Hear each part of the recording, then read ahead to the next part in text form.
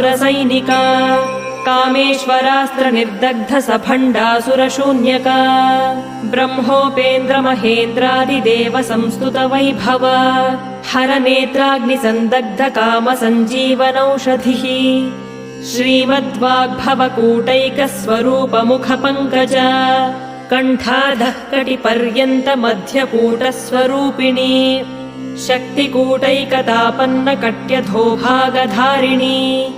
मूलमन्त्रात्मिका मूलकूटत्रयकलेवरा